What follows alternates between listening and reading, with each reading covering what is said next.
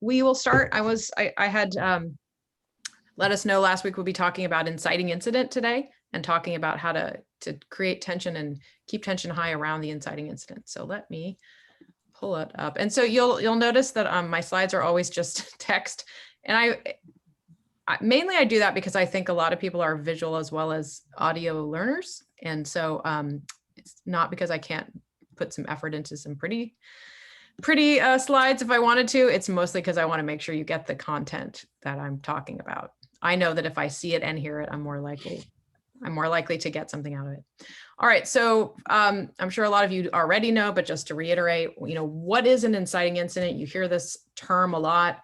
And even though we largely talk about this in fiction, it also can imply in memoir and essay.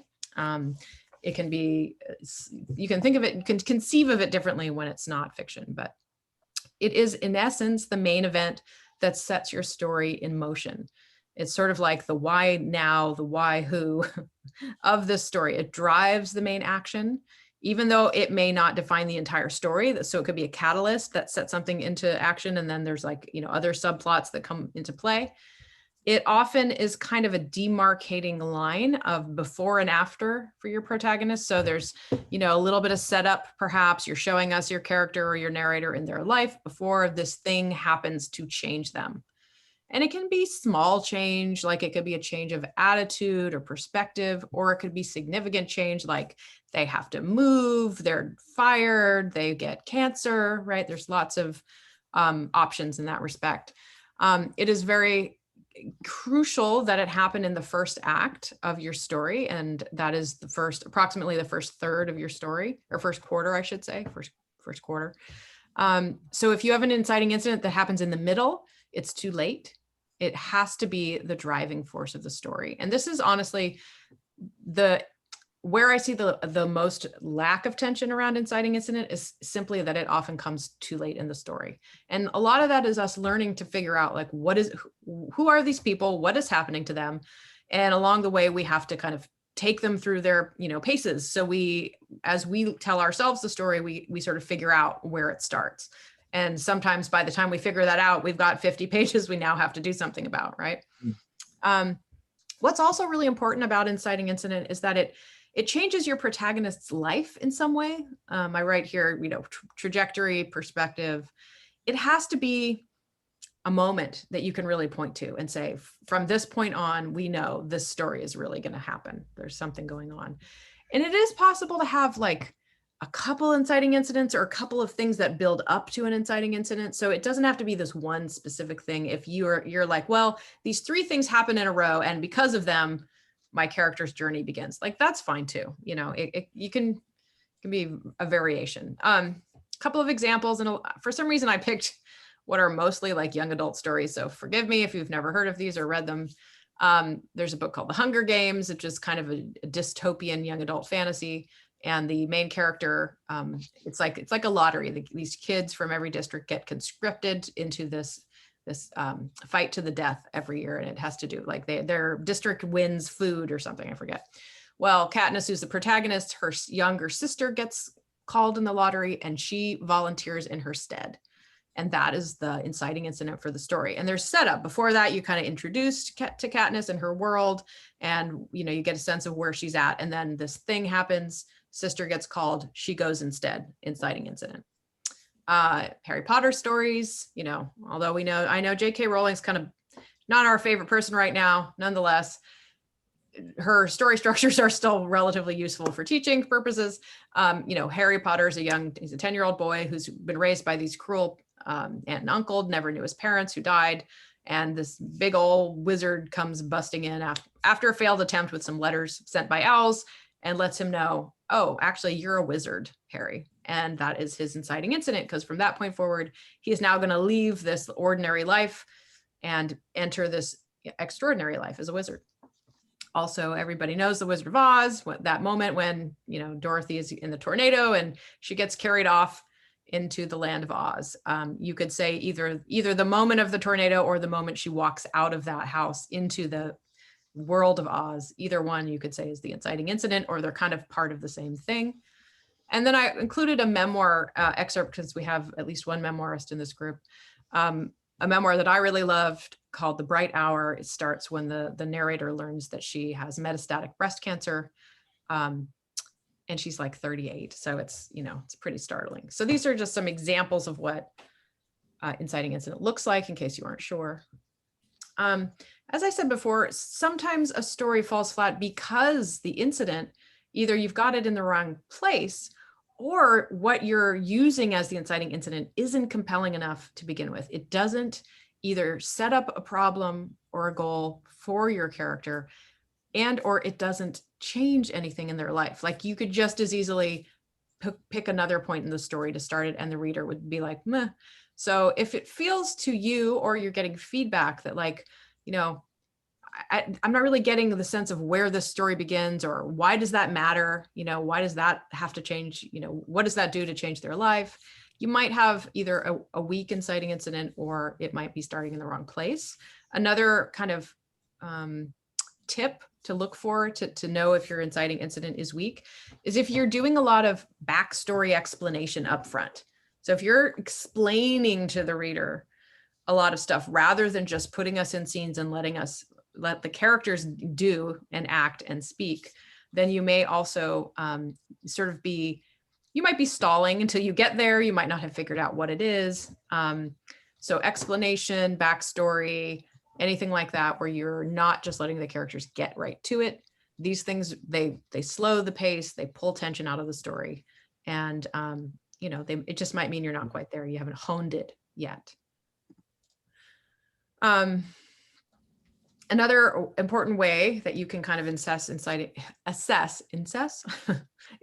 incident is to ask, like, why is this happening to your character at this point in the story? Is it enough to carry a whole story? So for instance, like, a bomb going off might be an exciting, powerful, life-changing, dramatic event, but does it tie into your story that you're trying to tell for your protagonist? If your protagonist's story is about, finding a new purpose in life or something, what does a bomb going off have to do with it? Unless it's like, oh, I want to be on the bomb squad and then in the future, So it's like, sometimes we can confuse inciting incident for something dramatic that happens, but it has to be more than something dramatic. It has to be meaningful and tied explicitly to your character in some way, shape, or form, even if they don't yet know how. Right? So things can happen to your characters where they don't know what the payoff is going to be, or why it's, worth doing, or why it's happening to them. As the writer, you have to know. And then that'll be important. And you really want to make sure it's catalyzing change in your protagonist's life. What is it making them do differently? And again, as I said, that can be an internal change, like perspectives, attitudes, opinions, and it can be an external change where they physically do something different or react to something. It can be both, but it has to be one or the other at least. Okay, so we're gonna do a little exercise here. And what I want you to do is we're gonna follow these instructions. So I want you to write down what the event is, or that kicks your story into action. And ask yourself, and in fact, don't just answer yes or no to these questions. I should have phrased these differently. So, like, how does it force your character to choose or leave something behind? What mixed emotions does it come with for your character? How is your protagonist or narrator actively involved in it? And can your protagonist easily go back to life as it was before the incident, or what will change for them? So I'm going to leave this slide up. You're welcome to ask me questions, but I'm going to give us a few minutes, 7 minutes or so to write. And if all you can do is answer these questions, that's fine. Like, however your answers come out is fine. If you end up writing part of the inciting incident, that's fine too. Just kind of roll with it.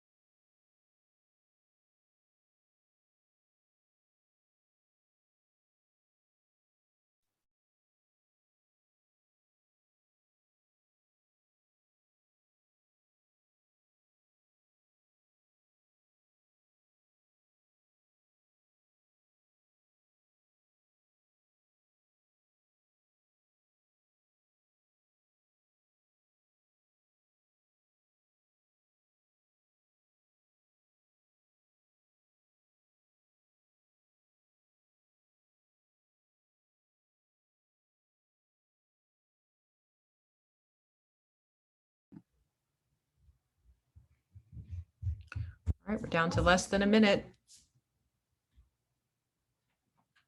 Might hear my child in the background.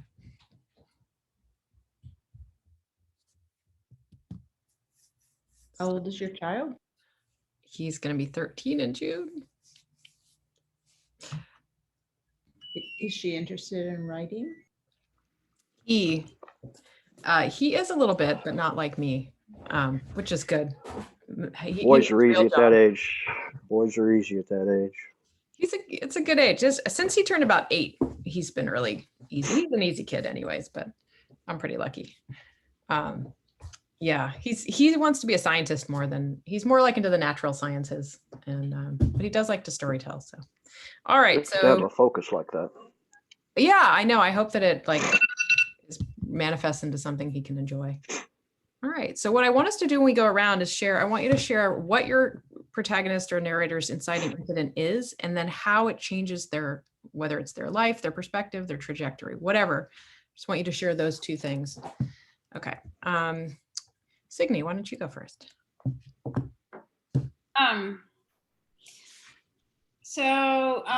The protagonist is Maggie, and the inciting incident is her father dies very suddenly and unexpectedly, and she doesn't live in the same town as he does. She lives up north and he lives in Arkansas. And so he dies, and then she goes down there and she finds that the house is actually underwater. He had taken out loans to pay her medical bills. So she thought everything was great money-wise, but it wasn't at all.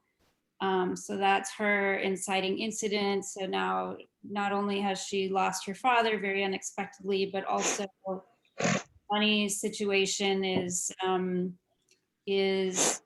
not at all what she thought it was, and she's faced with trying to figure out what to do. She also has some physical limitations, physical disabilities. So, she's got to try to work within her abilities while grieving. And so she's put in a situation where she's lost kind of her innocence, and her dad always took care of her.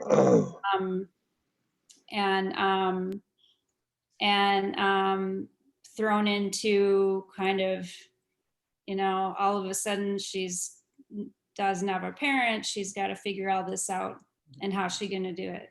Yeah. All right. I like it. Good work. Diana. And you're muted from when we were writing. I muted everyone. Sorry about that. Sorry. Okay, so the inciting incident is a worldwide pandemic, and the way that it affects the protagonist is by limiting life and restricting social engagement for more than a year. Yes, there are mixed emotions. There's grief over loss, there's sadness. There's also excitement over a new beginning, a new chance for authenticity, and fear about the reactions of others to change. The protagonist is involved in day-to-day struggle to stay healthy during the period and to do what she can for family. So this is where I may be weak, but it's maybe possible to physically go back to the prior life, the life before this incident. But psychologically, the cost of giving up the authenticity that the protagonist has discovered during this period is too great. Yes.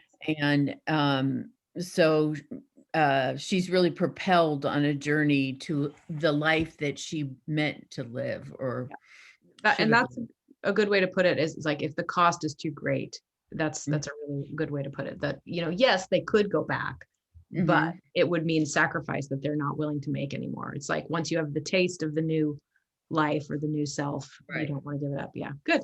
All right. That's it. Sharon. And you're muted as well, my friend. I'd like to start out by saying I haven't decided whether this first character girl who has an inciting incident is Asian, Thai or Sumatran, or whether she's more of an English-speaking person. I'm not sure I can learn and understand the psyche as well about an Asian person. Nevertheless, this girl is visiting on the island in Thailand when the Indian Ocean tsunami happens in 2004. She's with her family. She's 8 years old at the time, and her family is down at the swimming pool when the tsunami comes, and she's up on the second floor playing. And she sees this black wave coming, and she sees her parents get swept up in this black wave, and she gets knocked out. And when she gets woken up, this other woman finds her, who's local, and thinks that she's found somebody who can make her money, this little kid who's obviously left by herself. And so this woman sort of like adopts her, not officially, but takes her into her house and makes her beg for money. And they speak two different languages. And so this girl goes from being a happy girl, relatively well off, to dirt poor, begging for money, becomes very, very quiet, and her personality changes quite a bit. And the only way that she can find any peace is through studying and art. And she eventually becomes an engineer, and there'll be a whole story about that. Right. And then she meets up with two other characters who I will develop later on in the story, and they all meet up in the climate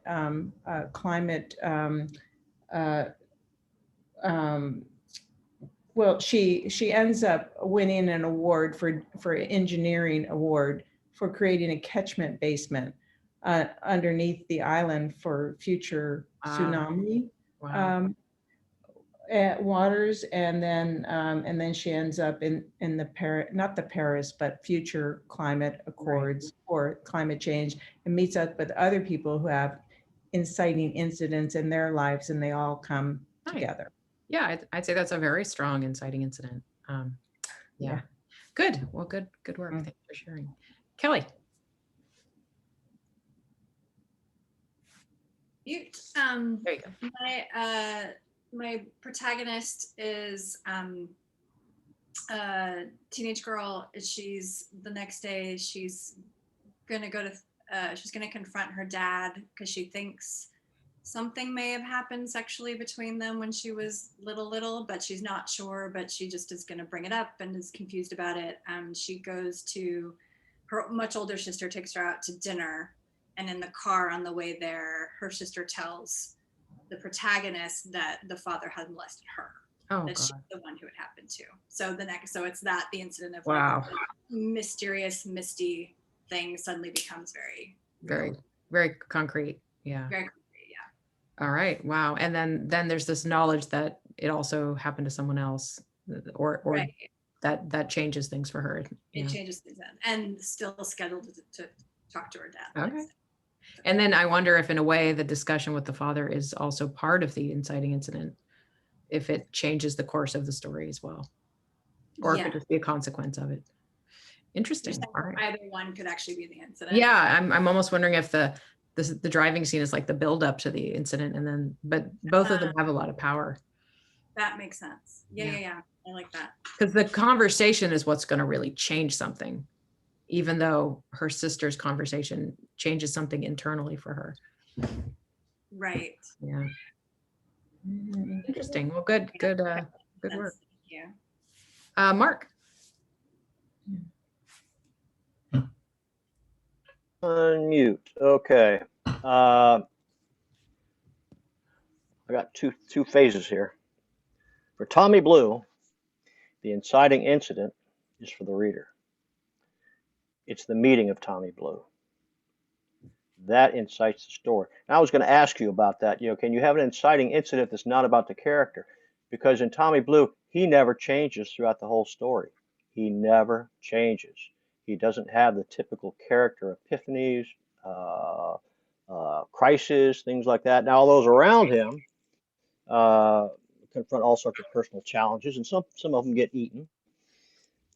So that's about my work in progress. So this is an experiment. I'm with Tommy Blue. I'm experimenting in both genre and presentation. I picked a inciting incident from a short story I wrote, science fiction. I'll read it to you. It's very short. Henry didn't like rainy days, stay indoor days, trapped with his sister poking him in the ribs. I don't care what they say, you're not the same, she said. Am too, am not. Susan began this same argument whenever she wanted to tweak her twin brother, a brother different than he'd been, different since they pressed his engrams into an artificial body, one closely resembling a human, but not quite for 2 years since his human one died. So the inciting incident happens before the story starts, and the story continues with Henry is faced with life challenges of living in an artificial body, alienation, searching to belong, wanting to compensate by finding a larger purpose than himself, to compensate for imagined inadequacies. So, one thing I wanted to say about Tommy Blue, I don't know if you ever saw the movie Sling Blade. Did you ever see that? I watched it last week. Somebody recommended I do that. Well, Tommy reminds me a little bit of that character who's kind of supposedly has developmental disabilities and is kind of seen as this brute. And I believe he develops a friendship with this child. Anyways, his character doesn't really change either, except that he does something on behalf of the protagonist but behalf of the child that sort of shows his character in a new light. And I don't know if that's possible with Tommy Blue, but it might be something similar where he doesn't change, but he engages in an action that shows that changes the course of the book or something.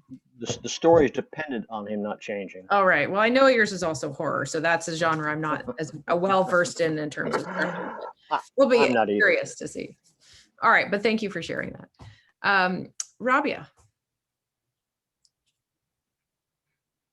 Oops, and you're still on mute. Rabia, you're still on mute. Sorry. I wish it would let me unmute you all. It doesn't. Still muted for some reason. I thought you did have the power of unmuting people. I'm writing a short story, and it's based on a kernel of something that happened when I was 16 and a half. So it's a fictional story, but I'm writing it in first person. It also, and the inciting incident is, it all started when I went to use our party line phone. I listened for the dial tone and made sure that no other party line family was on the phone. I dialed my best friend Margot and waited while it rang.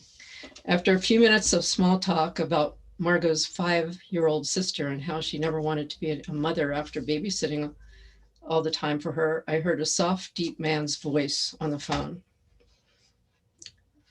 And it turns out, it goes on, but it turns out he's a sex addict. So the story is about a teenager losing her innocence. And so I'm trying to write the story without sexual terminology. That's tough. It's a challenge. Good work. All right, thank you. Mike, Jay. Okay. My story takes place in China, 1880, and I'm going to read it, just the first part, then I'll just paraphrase the last real quick, okay? All right. My protagonist is he's from a Chinese family and small town in China, and they're going out to the rice fields.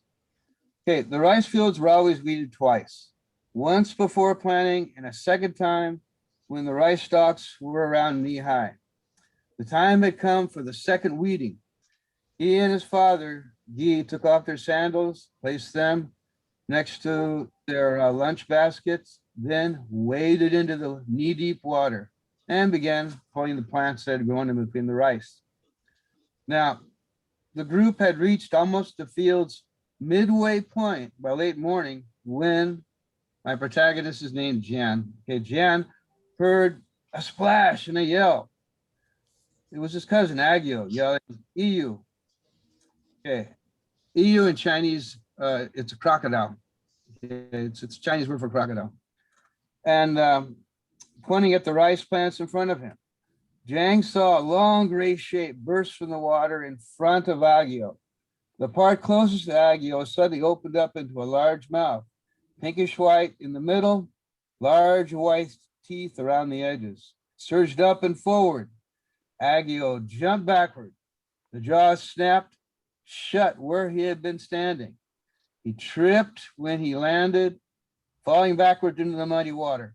He picked up one arm. He pushed up with one arm, but the crocodile surged out of the water again, mouth open, but this time it snapped shut on his forearm, throwing out a huge chunk of flesh.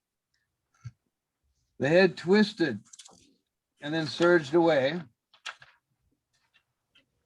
And what happens here is, let's see, I'm in my garage right now. The lighting is not too good. That's why you can see me twisting around. One good source of light. Let's see. Well, what you could do is just tell us how this changes him.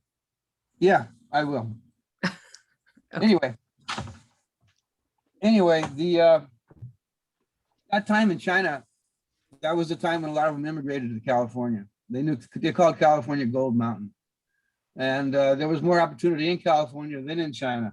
Now, this gentleman here has an encounter with an alligator. His cousin does. And he sees the damage that's done. He's never had problems working in the fields before. Now, every time he goes to the field, he thinks about that. You know, those alligators are saltwater crocs. You've probably seen them on TV. They live on the coast, but every once in a while, one does swim up the river and gets into the fields. So he has been thinking, maybe this isn't the life for me. But in China, tradition and family rule everything. And so he's there, but he begins to think about going to California, especially when his uncle comes. He has an uncle come who tells about what was happening in California. And his uncle actually opened up a successful store in San Luis Obispo, California. And so there's some other things going on too. I'm paraphrasing a lot. And he goes through a few more, but that's my, what do you call it? My inciting incident. Yeah, that's basically what we're exploring now. So inciting incident, and it changes his trajectory. It changes his life. He never feels the same about doing that kind of work again. Right. Great. Good. I like it. Thank you. Lizzie. Kind of riding on what Signe said. I like the question about the mixed emotions, because along with Maggie shocked, you know, like with her dad suddenly dying, you know, she comes in, you know, she goes to, you know, this old 3-story Victorian house on this, you know, on this lake point. It's been her house for generations, and some things just aren't right, you know. So there's this foreshadowing that melds into just these creepy feelings where, you know, things aren't in the right place, you know, there's that building, but also this is where her best friends live and her ex-girlfriend that she used to date many years ago. So along with these horrible, sad emotions and worried about how to keep her family land, you also have her rediscovering love and reconnecting with their friends, you know, and being a part of this town. And talk about world building. We've just been having a great time because we've created this kind of international village town. So, you know, like Leavenworth, Washington, where they kind of recreated in the 60s to making it a Bavarian beer town. Yeah. Well, this town is more like they couldn't decide because they lost all their money when gambling became illegal. You know, in Arkansas, this actually happened to Hot Springs and other towns. All their income went away. When Rockefeller became governor, he kicked out all the gambling. Everyone was broke. So this town was like, what do we do? So they recreated this mountain town into this international village. So anyway, so there's, again, that's kind of what I wanted to say just about these mixed, all sorts of emotions. Well, I'm glad you brought that up, because what the inciting incident often is, another way, if you're familiar with Christopher Vogler's Writer's Mythic Journey, which is a great book about plot structure and character development and everything, he talks about the inciting incident as a call to adventure. And I've added into that a call to adventure or change. But the idea of a call to adventure, it means that it's can be somewhat exciting. So an inciting incident often gets treated like it's this big negative incident, but in a lot of ways it can come with excitement. And it's usually a double-edged sword though. So it's excitement and nervousness, fear and happiness, like there's both things happening within that moment. So it's like the reason, the change, sometimes the change is welcome and sometimes it's not. Like in the memoir I was describing, the Nina Riggs one, hers is a call to change. It's not adventure. She's got breast cancer. She's not happy about that. At the same time, she manages to take her remaining time and make meaning out of it. So it forces awareness that's the other thing. The inciting incident is the first step in kind of driving your character towards some kind of understanding. I understand Tommy Blue, we're not counting him, but in every other story, maybe someone else in your story has epiphanies and comes to some understanding. Maybe he's really just a catalyst, right? Because I know you've got like a detective or something. So, you really do want this to be the first step in a journey towards some kind of internal shift. We don't even have to call it change. And so, yeah, mixed emotions are a part of that, right? All right. Sorry, John, I haven't forgotten you. All right, go ahead and hit us. I was just going to say, in what I'd learned about the inciting incident, the thing that made it an inciting incident was that it required the protagonist to proceed in a particular direction. In other words, it did force him to make a decision and take on an entirely different tack in his life. Yeah. So I don't know, maybe a different take on this. No, it's very true. And my protagonist doesn't do that. Yours doesn't do that. What do you want to share what you wrote? So, yeah, I was going to say my protagonist is a young lady. She's in Hollywood, wants to produce a movie, be in movies, and she's not doing very well. Mm-hmm. And she's out networking at one of the local hotels and runs into a guy who wants her to produce his movie. So she's like head over heels. This is it. This is a great thing. And so they, just accept making that movie. And there are some caveats to that. One is that it's the guy is affiliated with a church. And so it's a religious movie, and she's a little hesitant about that, but away she goes. So she's now going to produce a movie after all these years of not getting anything. Yeah. And she'd kill to do this. Right. No, and it's supposed to be a comedy. Oh, good. I like that. Well, I was going to say, yes, it should force your character to change, but sometimes it's you get like what's like a false path. So the character thinks, oh, I'm on the path I want to be on, but then they find out that there are challenges they didn't anticipate. There are problems. Right. So it's like it doesn't always have to force immediate change. It could look like what it is they want. But I mean, it is a change to go from being an aspiring director to getting to actually direct one. So I would argue that she is, Well, it's definitely the inciting incident. Exactly. Whether the choice or decision is made, it was obvious. That was before the decision was made, before she ever hit the inciting incident.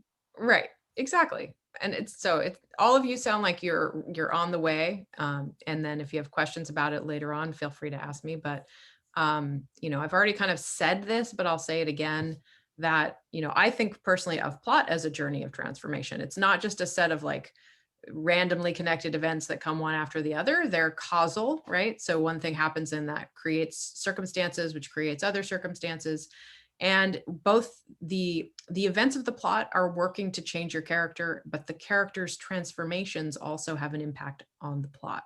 Because as your character experiences themselves anew, does different things, they will make different kinds of decisions. So the path again, the path they might have set out on, believing they were on, is going to change as they change, or as they come to awarenesses, understandings, revelations, as they learn new clues, however you want to phrase it. It doesn't have to be like all enlightenment. It can be like, oh, I now know another piece of the mystery. That is a form of change, because they're more enlightened. From my perspective, somebody's got to do some kind of changing in the journey of your story, even if it's not your protagonist. It should be, but there may be exceptions. And I wanted to kind of go over this definition of plot that I really love, which comes from the screenwriter, whose name is Michael Haig. And he calls, his definition of plot is that it's a series of events that follow when a sympathetic character undertakes a journey of seemingly insurmountable obstacles on the path to a compelling goal. So what I like about this and how I break it out is, first of all, sympathetic. What does that mean? It's funny because, Mark, even in your story where you've kind of got this character who behaves badly, even though we've only just met him, so far, I would say I have sympathy for him. I have empathy. I'm curious about him. I want to know how he got the way he got, who these angels are. I'm interested. Sympathetic to me means mostly that we are willing to root for the character because we either understand their motivations, they're just plain likable, but hopefully likable in a complex way. But I always argue you don't always have to have a likable character in the sense that they're like sweet, nice, and happy, more so that we understand why they're behaving the way they are. These seemingly insurmountable obstacles. What does that mean to anyone else? Why seemingly insurmountable? What does that have to do with being successfully tensed? Anyone know? I mean, you could read what I wrote, but if you just thought I'd ask, anyone? Well, it's like I come to a mountain. How am I going to climb that mountain? Mm-hmm. And then they realize, hey, maybe I can go around, or hey, there's a tunnel, or find a way. You find a way. And That's to me. What is it about them seeming to be insurmountable that you think is relevant to tension? To me, generally, it's something that somebody hasn't encountered before, or is so psychologically horrifying that they just initially crumble and give up, then realize they've got to get up off their knees. There's definitely some novelty to like not encountering it before, but also if we know how they surmount it, then what? It's predictable, right? So if it's seemingly insurmountable, that means that up to the point that the reader has read, we don't yet know how the protagonist is going to get through or over this obstacle. And as a result, we get worried, anxious, concerned, interested, curious. So that is all about how you present your story so that the reader does not know what's going to happen next. So obstacles have to seem hard. So you have to genuinely at one point go, I really don't know how they're going to get over this or through this or past this. And that's part of the tricky part of plotting, is you have to know how things, how your protagonist gets over these obstacles, but you have to write it in such a way that the reader can't see it coming.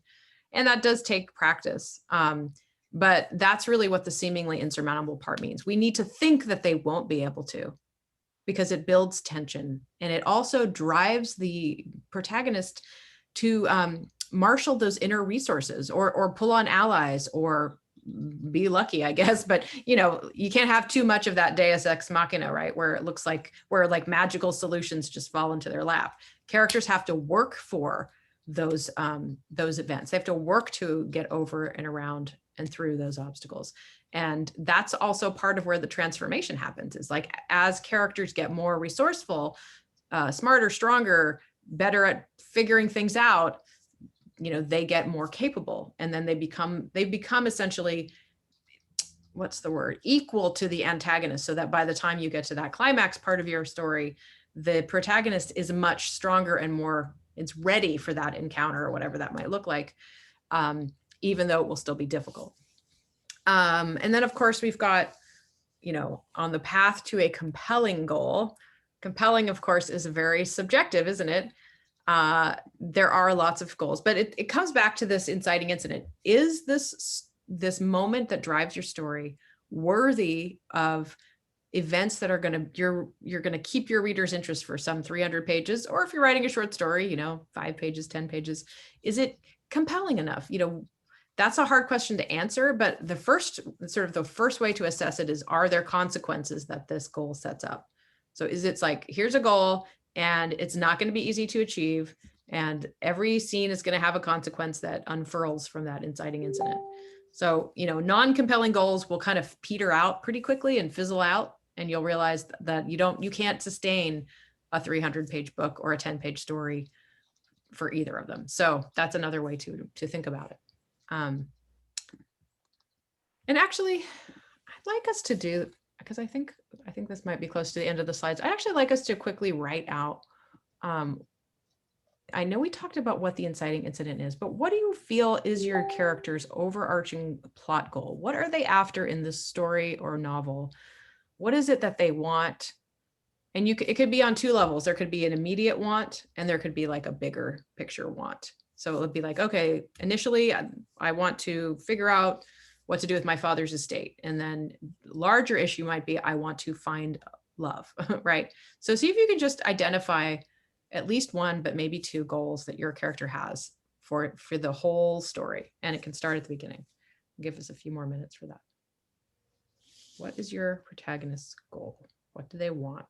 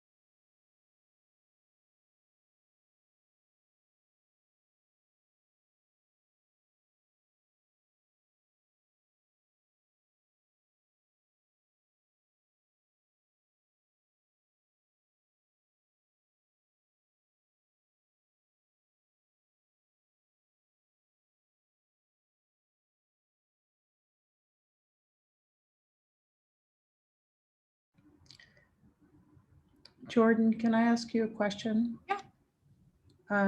When I went on to Google Docs to make comments, I didn't see an option to save the comments. You're, And so I wasn't sure if they were saved or not, because usually most things when you type it, you have to save it afterwards. so it's actually when you go into Google Docs and you make a comment, there's a little comment box that pops up, and then you have to hit the word comment that's blue, and Yes, then it makes them appear. And then there's Google Docs are live.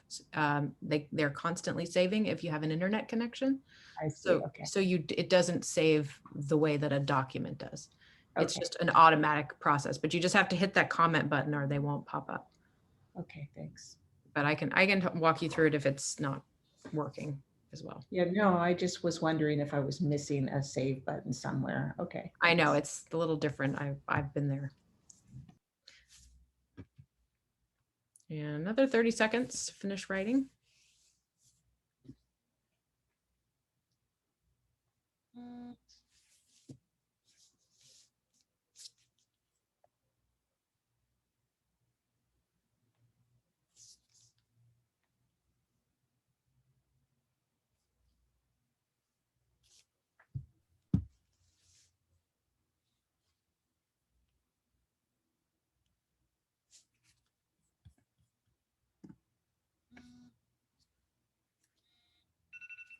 All right.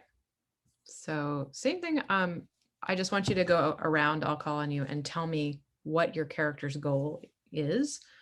I was going to say we could vote on whether it's compelling, but I don't want to make anyone feel bad. So if you have questions about whether it's compelling or not, or if you think it's got enough weight, we can certainly help you think that through.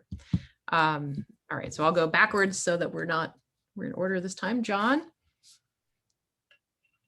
Remember, I muted you all, so you'll have to unmute. Me and the powerful mute button. Cool. Okay. My protagonist is her main goal is to make a movie, and kind of her inner goal, I would call it, is she wants to make money and be famous and be somebody. She wants to be somebody. Right. Somebody well known, somebody who can, as well as she will say, you know, to order people around, make them do things, have people, Yeah. just do whatever she wants. So Just- yeah, and that will change. I mean, you know, her goals change through the movie. Yeah. I was going to say, does her original goal come from some sort of having felt powerless in her life? Is that why she wants to be in? Yeah, at the control of moment she's dead broke. You know, they're Okay, good. getting meals from, you know, the local happy hour. It's the Got usual thing, you know, when you're out in What Hollywood with no money.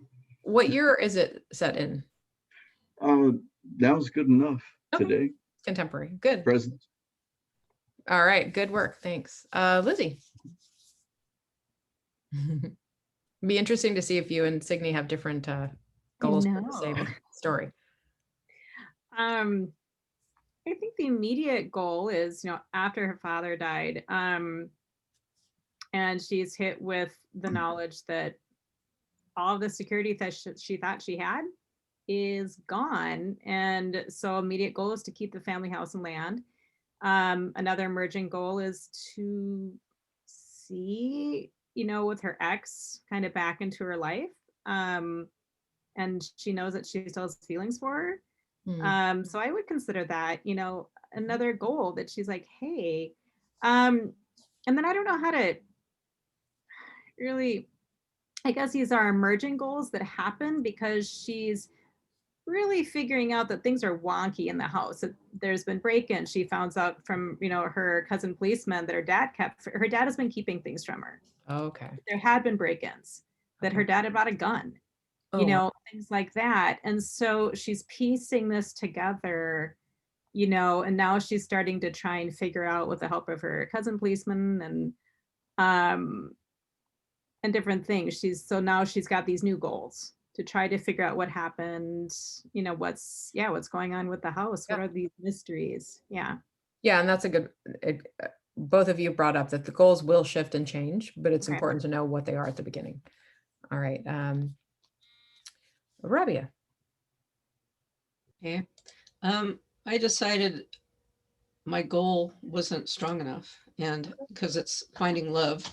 And I think I might want to change my whole story to something different. Well, that can be clarifying, but you know. I was writing a story that I had started about vampires, current day vampires, but with a modern story. And I'm more attracted to that. So I'm thinking of just starting over. Yeah, that's legitimate. And sometimes that's what we do. We weigh and assess whether the story has the weight we want, and we go back to the drawing board. So, but that's legitimate. Thank you. That was interesting. Yeah, Mike, I was going to call on you next. Okay. Basically, my protagonist is living in an area right now where this whole future has a fence around it. The influence of family and friends or his social status determines life. He wants to find a place where if he works really hard, he can be successful. That's it. Okay, great. Mark. Okay, I'm a little bit at an advantage because you know my character. But remembering this is a supernatural horror, Tommy's goal is to protect his stone from powerful groups that want to take it for their own use. And you only find about Tommy's true nature in the last chapter. Nice. Cool. Well, that's a good goal. All right. Kelly.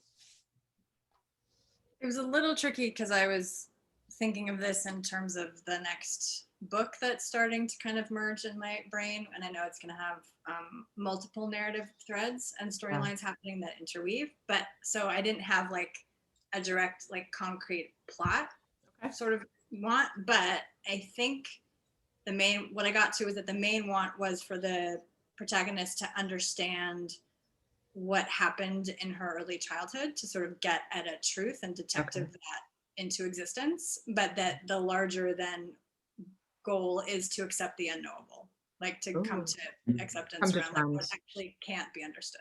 Oh, I like that. So I like that. It's kind of that was helpful to see like this one and then the bigger one. Yeah, exactly. And you'll find that your character might have 3 goals if you like break it into layers, you know, internal, external, imposed by someone else, you know, etc. So good. All right, Sharon. Still muted, my friend. Sorry. Okay, thanks. The first protagonist who will open the story will have the goal of replacing overwhelming feeling of being lost and alone. And her desire would be to have love, meaning, and a sense of belonging. Yeah, good. Nice. And yeah. There'll be a second protagonist that gets woven into the story who will have different goals, and they will conflict. That's good. And you will, if you have multiple characters, particularly co-protagonists, they should have their own goals. They should intersect at some point, but conflict is great.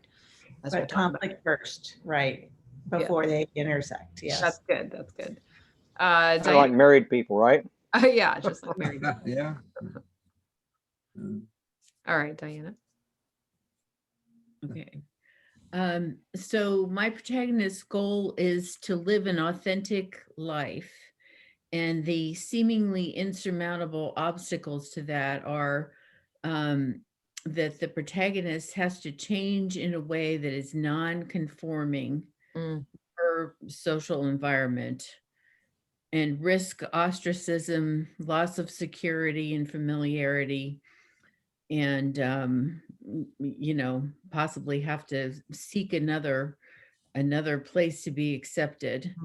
And there's also a risk that authenticity would be threatening to other people. Nice. Very good. Very good. Thank you.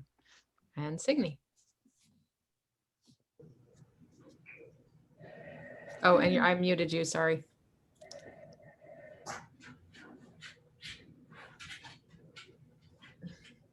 I'm back. Okay. So I was just thinking about how Maggie's goals, particularly initially, aren't necessarily in alignment with what might be good for Maggie.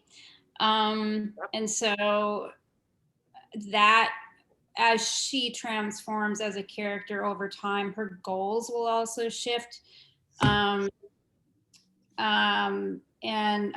Initially too, at first, she's got to make some choices. Do I even try to keep this house? Okay, because it's an insurmountable, I can't. There's no way I can. I'm disabled. I can't, so she's got to make some choices. So a goal is, one of the goals initially is to make this choice. But also, like Elizabeth said, it's pretty clear that something hinky has been going on in terms of, we know from the get-go that she's in danger, so that one of the, I don't know if you'd call it a goal, but I mean, she's trying to not get killed. So there's this real impending sort of growing sense that she is in danger. And in fact, she almost does get killed by the antagonist. So like, along with what Elizabeth mentioned, in terms of solving what's been going on, who's behind it, figuring out the love interest, I would say also staying alive and then making that choice as she transforms as a character through the book. Yes, this is my home. Yes, I'm going to make this my home. Yes. Nice. Versus going back to where she was before. Yes, right. Got that. I like it. Oh, good. Well, it's fun to hear both of you. So for those of you who don't know, Signe and Elizabeth or Lizzie are sisters and they're working on a book together, which is really cool. So I love hearing you both talk about it because you come at it from different angles, which will probably make the writing really cool. So great work, everybody. I'm just going to show you really quickly the last slide, and then I want to get to Mark's critique that I had, because it's kind of like it's a whole conversation or even presentation in and of itself.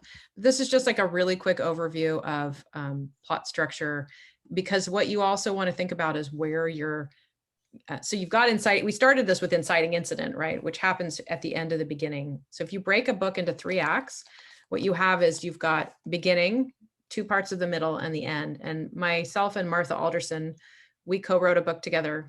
She's the plot whisperer is her work. We wrote a book called Writing Deep Scenes, and she and I both talk about the middle as 2 pieces, two parts rather. So it's 3 acts, but there are 4 parts of your book. And this helps to break down a lot of what happens. And this can also be applied to short stories. So you can think of it as 4 parts, because if you think about the middle as one big thing, it's the bulk of your book. It's like 50% of your book, because the beginning and the end are only about 25% or less. So it can be easy to get stuck there.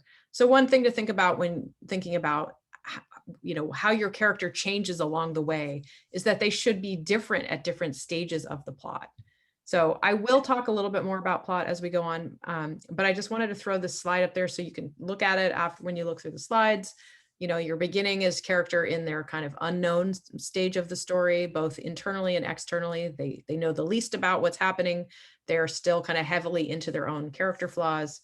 The emerging middle is kind of like the stretching, testing, fun. Ooh, things are interesting and scary, but I'm curious, I'm excited. And that's where things slowly start to intensify, but it's not until the deeper middle where, the story tends to take on the greatest intensity, where the character is really facing most of the challenges, obstacles, and struggles, and also changing as a result. And then, of course, by the end, where you have the climax scene within the end, you've got the character really marshaling strengths and inner resources to hopefully overcome the antagonist and their own internal character flaws. That's a mouthful for like 2 minutes. I understand I didn't leave that slide up very long, but we'll keep talking about plot throughout the course. And Mark, I almost called you Tommy. You never know no how close relation. you are. You never know. He didn't have any hair. I was just thinking after we went through these character goals, that if people put their characters' goals at the beginning of their piece that we're going to look at, that's not a bad we'd be able to come up with a much better critique, knowing what the goals are of the character, since we don't get to read further. It's a good, Just that's a good point. especially if what you submit doesn't yet have the character getting to it. One thing I would urge all of you to do is to see if you can't communicate in one way or another that goal within those pages, you know, if it's possible. If you're starting at the beginning, obviously, if you're deeper into the story, you can't. But if you can,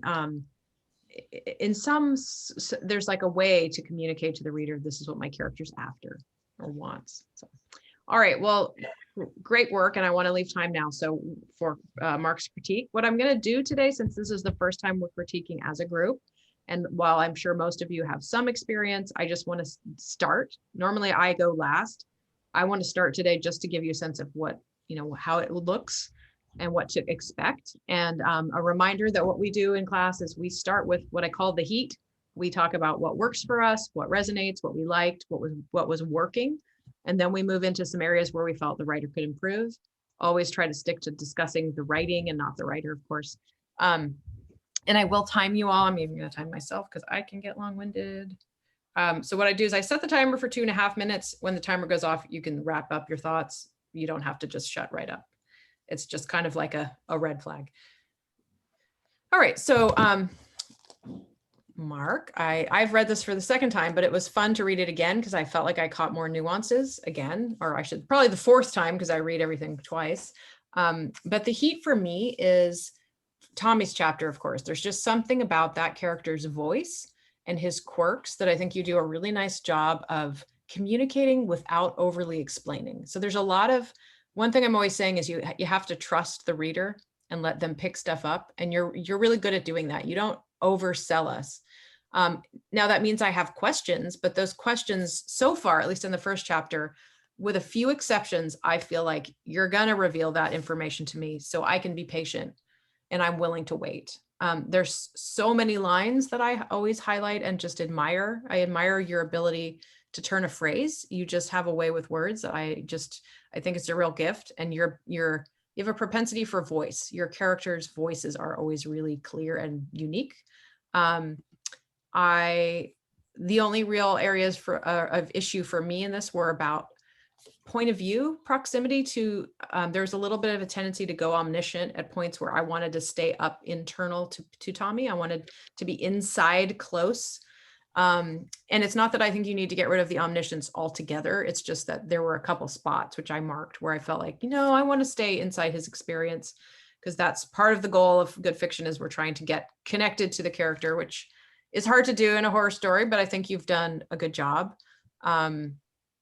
And I was a little curious, and I'm sure you'll end up answering this question. There was a point where it seemed like the angels have the power to influence the outside world through him. It threw me a little bit because it was only one example and it was so quick that I wasn't sure if I was reading it right. I think it's Mr. Walsh. He says something and then Mr. Walsh's face color changes and he suddenly is friendly to Tommy or something. I thought it would be one possibility would be to let us believe that Tommy is either simple or insane or something. And then in the next chapter, start to build that there's something more supernatural going on. So I think I like the mystery of not knowing what's really happening in this first chapter and then to kind of learn more as I go. But I think you did a really marvelous job of holding my interest. The only problem, let's see, I have 30 seconds. The only problem is that because Tommy is so interesting, the next chapter, it's harder to get connected to the character, not because the writing is bad or because the story isn't interesting. It's just that Tommy is so rich. So it's just something to think about. Okay, I'm done. So who would like to go next? If you can, yeah, Lizzie. Oh, okay. I said Lizzie. Mike, you can go after Lizzie. Sure. Yeah, I really enjoyed reading this. I did write a lot of comments. I'm better. It's hard for me to remember everything to say, but my comments are in line. I do a much better job of that.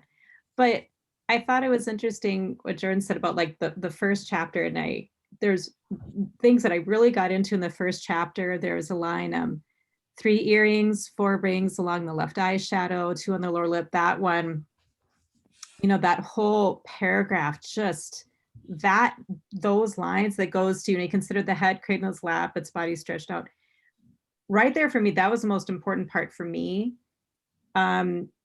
It really brought me to a level of where the evil is. What's going on, because at first you're like, okay, he's working in construction, they're the angel, things seem really off. But then this for me was very, as a reader, for me, concrete. And then the second chapter, for me was extreme. I love police procedurals, and I read them all the time. I watch them on TV. I love the dialogue back and forth with with the cop and the coroner.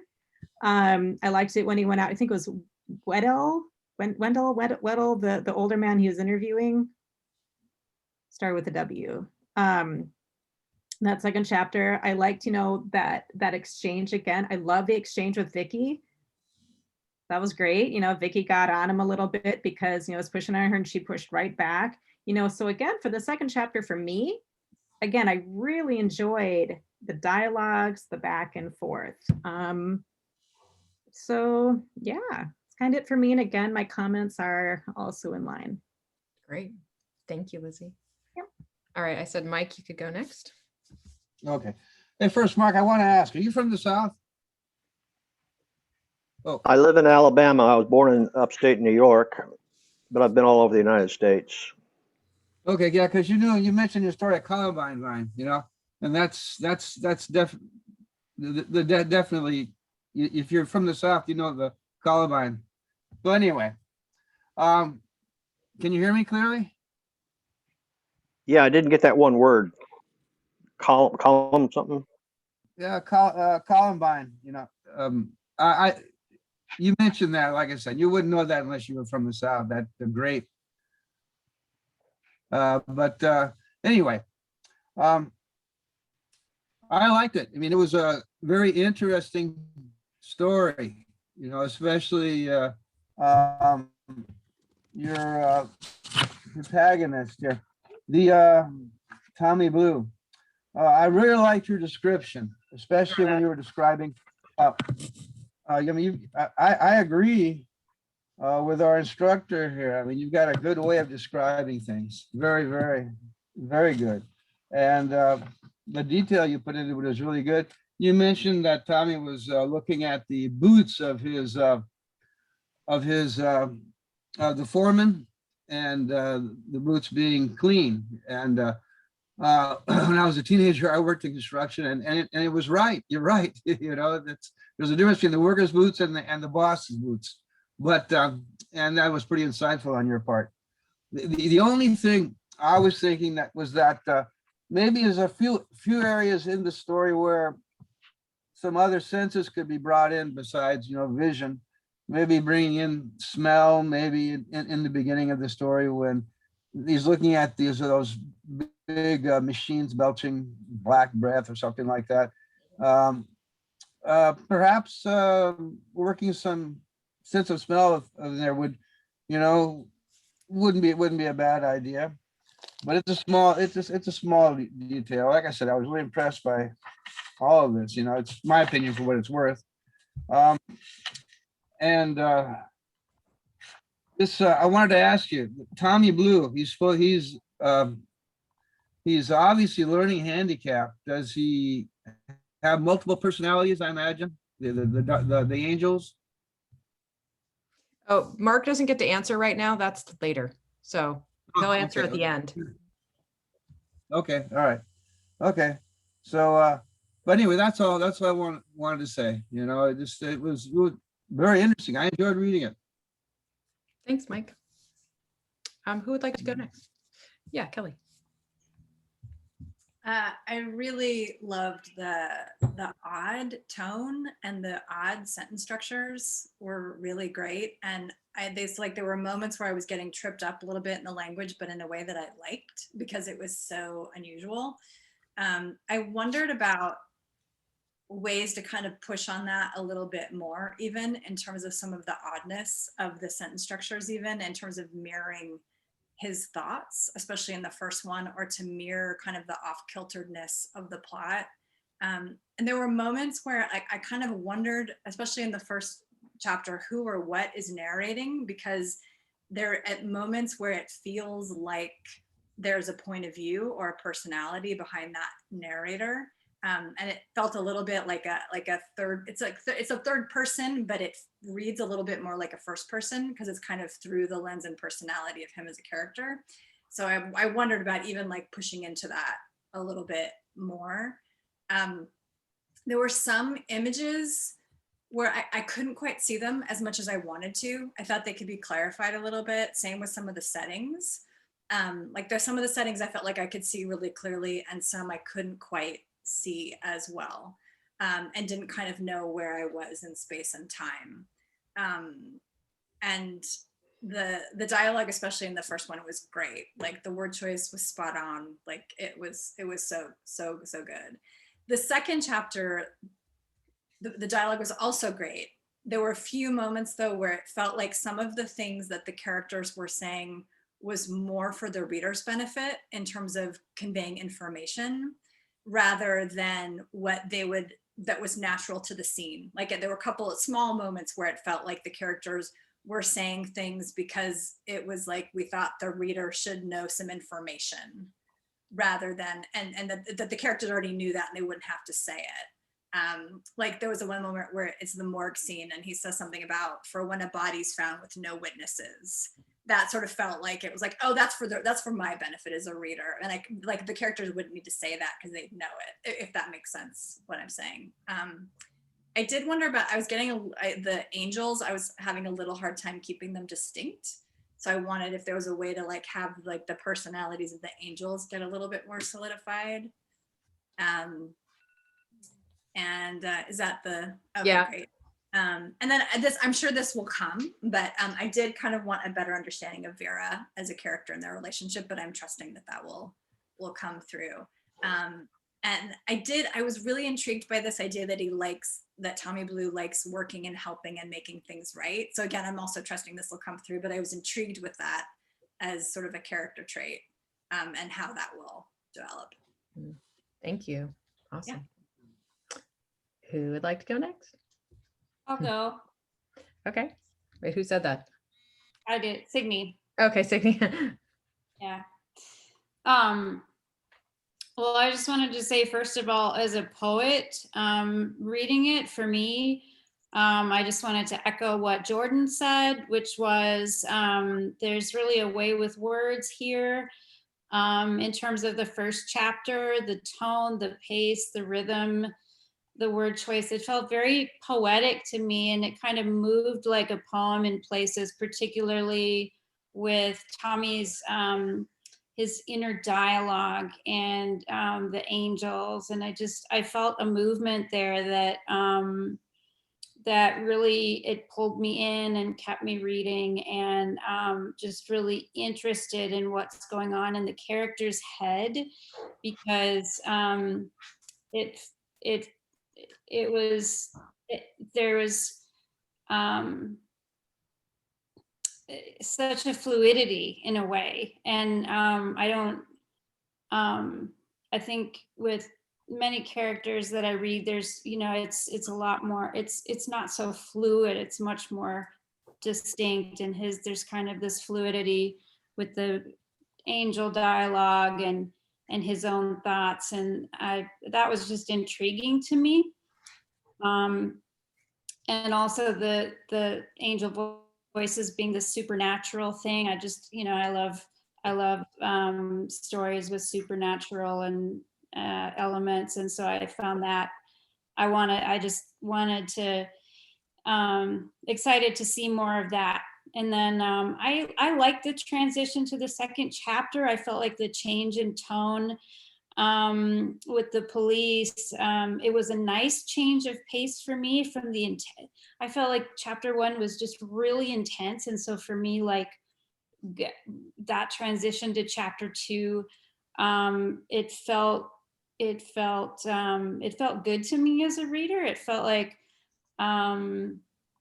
especially, knowing that later chapters will go back to Tommy, it's probably going to go back and forth or something like that. So for me, moving into chapter 2, we got to see particularly too, like how different how different it is in Tommy's head versus, you know, the law enforcement and things like that. So we got to see this great contrast, which I thought was great. So those were my comments. I'm just really interested in what's going on, and you know, would love to see more, and just found it really fascinating, like what's going on. So thank you. Thanks, Siggy. All right, who would like to go next? John. Get myself unmuted. Yeah, let me just run over some of the things. I thought the first chapter was really full of just odd things, you know, like questions that were set up, all kinds of questions. Number one is he mentally challenged? You know, you come away thinking, you know, he's not a very talkative person. You actually, as you would say, a man of few words, maybe. Another, he's got a knife, carrying a knife around. You know, if that's the gun on the wall, I'm sure he's going to be using that later. Just a lot of little things that were showing up. The angels, they aren't acting like angels. I mean, you know, they're acting more like crooks. They're he's stealing, you know. He steals the boots off the dead guy who got killed at the workplace. That's, you know, pretty good. The angels picked out a place in the woods for him to live. You know, he's living in the woods with a pig. You know, you think to yourself, that's not great. What kind of angels, you know, are these that he's working with? Little things like he collects rings. That's an odd thing, especially when you get them from people, you know, like people who are, as you would say, maybe flying through the air. And I assume they're dead people. But yeah, just a lot of stuff. And his aunt, she's a classic. You know, she likes to bathe him. And who knows what that's about. So just a lot of weird stuff going on. So you get a feeling that, you know, this is not going to be your typical story. Second chapter, I don't know. You know, to me, it was just starting out your starting an investigation. So, you know, it pretty standard stuff. Start out with a coroner, there's a dead body, then you just things that are missing. Anyway, yeah, just a lot of well-written characters, you know, that are doing strange things. That's mainly what I picked out of this. You know, you really feel like they are strange. They're not somebody you meet on the street every day, except the sheriff, maybe. He's the one guy in there who seems to be the steady place. Okay, I'll let it go. You can wrap up your last thoughts. You still have like 30 seconds. Yeah, just a lot of questions. That's mainly it. But yeah, even people I don't even know what goes on with them, like Emma. So cool. Well, good start. I will say that raising a lot of questions is not always a bad thing in the beginning of a story, as long as we suspect they'll be answered. All right. Yes, we suspect something will happen. Yeah, exactly. Who would like to go next? Or I can call on you. All right, Sharon. Okay. You just muted yourself. Okay. You know, I would like to echo the questions that I had about the point of view. I did see, it felt to me like you went from omniscient to first person point of view to third person point of view. And I wasn't sure if you were doing that on purpose and trying to create a certain kind of effect. Because sometimes I found myself not knowing where was this coming from? Was this coming from Tommy's mind, or was this coming from the omniscient person or looking at? And so there are a lot of confusing things on purpose, I'm sure, because you want to create mystery. and like a lot of weird stuff happening. But feels like the mystery is there, but you don't necessarily have to have the point of view be mysterious too to create the mystery. So it would have helped me when I was reading it to ground myself if I knew what point of view it was coming from. And yeah, I definitely want to know more about this character. I want to know more about his inner life as reflected perhaps by how other people treat him. I thought that was really good. You could see how other people treated him, and that told the story about him. How did his aunt treat him? And so you told a lot about Tommy Blue through the way that other people treated him, and that was very effective, I thought. So, yeah, thanks. Thanks, Sharon. Mm. All right, we've got Diana and Rabia. Okay, Diana, you want to go? Okay. You know, I'm not a very technical reader. It either works for me or it doesn't work. And in this case, it works. And I like the I like the whole setup. I really loved the dialogue in his head in the first chapter. I liked the idea of the angels being this sort of you know, guidance in his life that he totally relies on. Um, and you know, the second chapter worked fine for me also.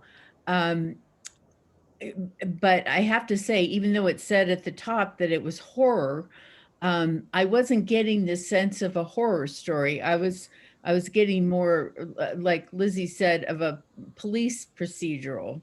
That, you know, this was some kind of crazy guy, um, you know, who had, you know, he was a psychopath or whatever, had some kind of mental illness, and that. You know, he had a fixation on taking these, you know, trophies or whatever you call them from people that he perhaps has killed.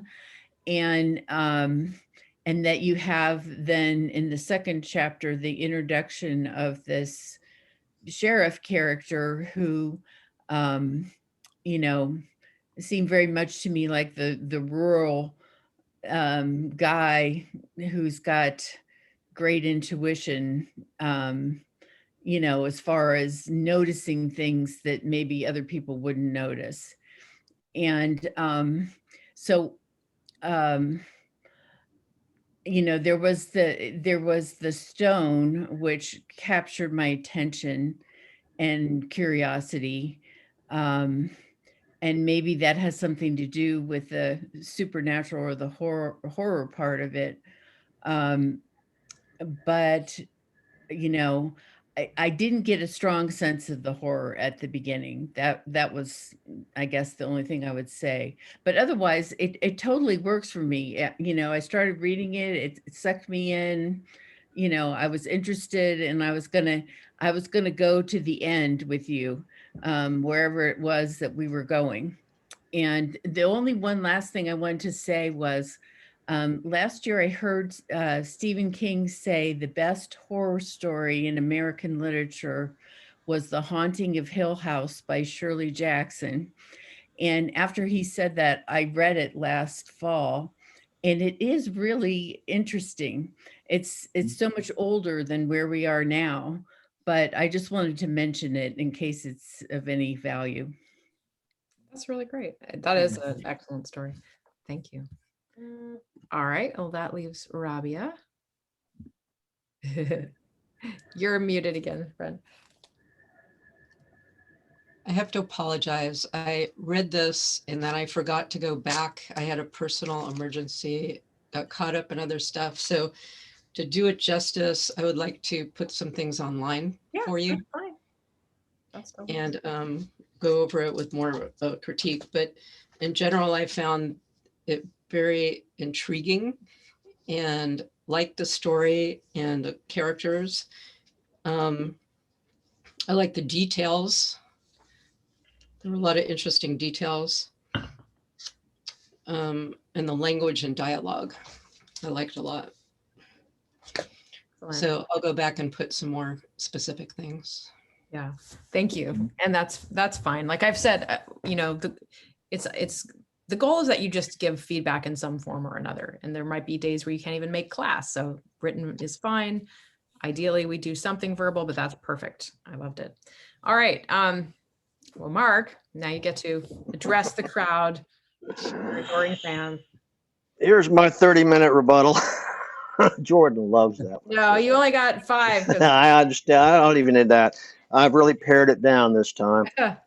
Thanks for all the comments on the Google Docs. I've made changes based on them already, and the ones I've been hearing, I've caught a few other things. If you have any written comments that weren't on the Google Doc, send them to me. My skin is thick. A couple questions that were asked. Yes, the angels can affect things in the real world. Mike, let's see. You wanted some smell, so I put some smell at the very beginning about the acrid diesel fumes competing with the sweet smell of the pine trees. So I'm not good at smell because my smeller doesn't work very well. My wife comments on that. Here, smell this. I don't smell it. As for multiple personalities, you find out later. You can't cram everything into the first sock. Kelly, narrator POV, when it gets a little weird, yeah, that's probably me. And whoever said about the dialogue for when the body is found, that was the sheriff telling his brother Wedlow, not in the morgue. So yeah, the doctor would know that, but Wedlow's brother wouldn't. Diane's sense of horror. I didn't want to bring that. I mean, I didn't want to come down with a hammer. I felt like continuous horror would really desensitize and make the reader numb, and you'd have to amp it up, and that would get hard. So that's why in the first 2 chapters, there's just smidgens of that foreshadows. But anyway, thank you for all your comments. Thank you for your efforts. Much appreciated. And back to you, Jordan. Does anybody have any questions for me? Could I say one thing real quick? Yeah. Okay. Yeah, Mark, I want to apologize to you. I pronounced the word incorrectly when I was talking about Columbine. When I was a kid, my early childhood is New Orleans, Louisiana. There's a vine and a grape, muscadine. Yeah. I'm thinking back years. I mispronounced. I go Columbine, right? But it was muscadine, you know. And that's why I thought when I read that, I go, this gentleman has to be from the South, because not very many people know about that. But actually, in South Louisiana, they started making wine out of the berries from that plant. But that's just that's just something on. They do it in Alabama too. Oh, really? Yeah. Well, I think you guys did a great job delivering feedback, and I think thank you for being the brave first person to go. That's always the hardest slot. Does anyone have any questions about the material before we set our goals and sign off that came up? Anything you'd like me to follow up on next week? Because of course I have my own agenda, but I want to make it work for you. So yeah. Diane. I just wanted to ask one question. I don't actually use Google Docs. I'm, yeah, that's fine. I don't use Google at all, or Facebook. Well, let me, yeah, I'm sorry to interrupt. Carry on. No, I don't want anyone to feel if I'm not writing comments in the Google Docs that I don't care. I do, I wrote comments on paper that I could talk about. But is that all right? What I said in the first class is that what I do is I send out the Microsoft Word attachment as well as the Google Doc, because I want to give you options, and not everybody is Google Doc friendly. So there's multiple ways for you to deliver it. You can deliver it by email, you can write comments in the Microsoft Word doc, or you can choose the Google Doc. Any and all are fine and welcome. So there's no one single way. Okay. Okay. So I could do it in the Microsoft doc. Oh, absolutely. And then you just send that directly to Mark. Okay. Okay, good. All right. Well, let's set our goals and call it a day. And I will see you next week, of course. Let's see here. All right. Where are we? Today is the 11th. Okay. So, Mark, since it was your day, why don't you set your goal for us? I am going to start a very slow rewrite on the second draft. Slow I'll be rewrite. meticulous. All right. All right, Lizzie.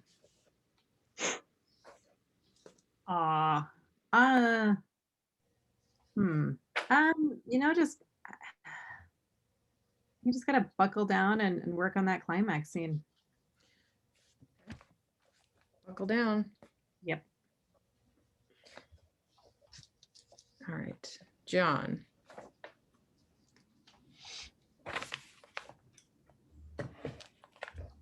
Oh, you're muted, my friend.